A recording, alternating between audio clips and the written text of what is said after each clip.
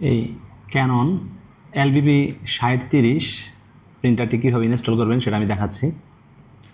প্রথমত আপনি অনলাইন থেকে খুব সহজেই এটা সার্চ দিলে আপনার ড্রাইভারটা চলে আসবে এবং এখানে ডাউনলোডে ক্লিক করলেই ডাউনলোড হয়ে যাবে। ডাউনলোড হয়ে যাওয়ার পরে এখান থেকে ফোল্ডারে ক্লিক করবেন। ক্লিক করার পরে এই ফোল্ডার ওপেন করবেন এবং এখানে রাইট বাটন ক্লিক করে এটাকে এক্সট্র্যাক্ট অল দিবেন। ঠিক আছে, এক্সট্র্যাক্ট করে নেবেন। এই যে এক্সট্র্যাক্ট ফাইলস,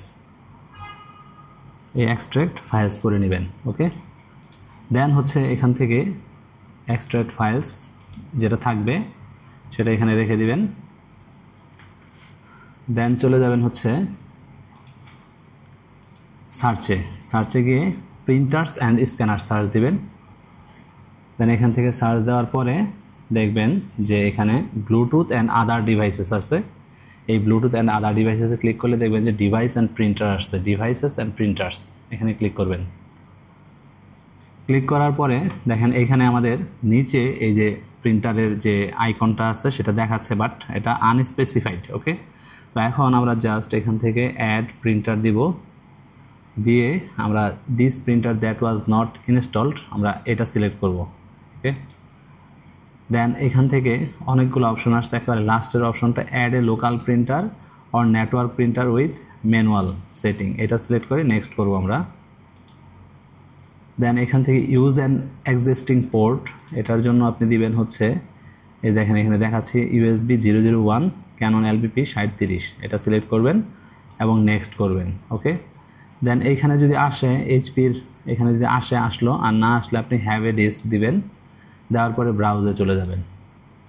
ব্রাউজে গিয়ে যেখানে আপনি ডাউনলোড করছেন দেখেন ডাউনলোডে এখানে দেখাচ্ছে, এটার ভিতরে ঢুকবেন, XPS-এ ঢুকবেন, ইংলিশ জিবিতে ঢুকবেন, ড্রাইভারে ঢুকবেন 64 অথবা এই যে এই ফাইলটা সিলেক্ট করবেন।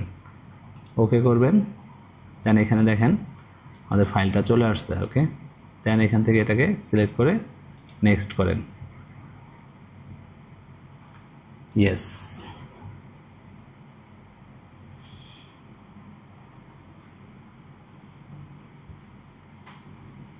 ইনস্টলিং প্রিন্টার ইনস্টল হচ্ছে। ওকে, আমরা এখন যদি একটা টেস্ট পেজ প্রিন্ট দেই, দেখি প্রিন্ট হয় কি না। এখান থেকে প্রিন্টার, ওকে, প্রিন্ট টেস্ট পেজ দিলাম।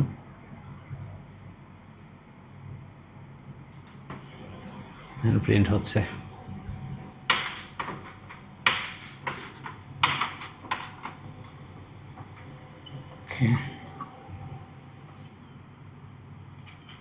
পেজটা টানতে পারলো না, আমরা আবার দিব।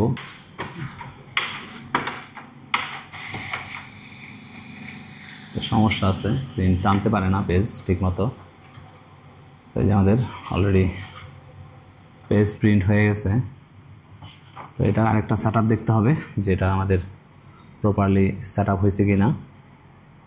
এখানে প্রিন্টার প্রপার্টিজে যাবেন, প্রপার্টিজে গিয়ে প্রেফারেন্সে যাবেন, প্রেফারেন্সে গিয়ে এখান থেকে A4 সিলেক্ট আছে কিনা সেটা দেখে নেবেন।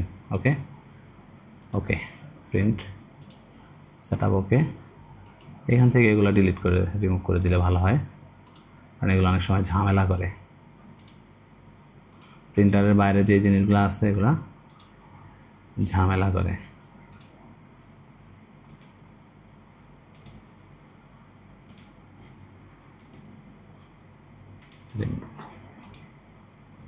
ওকে, এখন যেটা ডিফল্ট রাখতে চাই সেটার উপরে রাইট বাটন ক্লিক করে ডিফল্ট করে দেব। ওকে, থ্যাংক ইউ।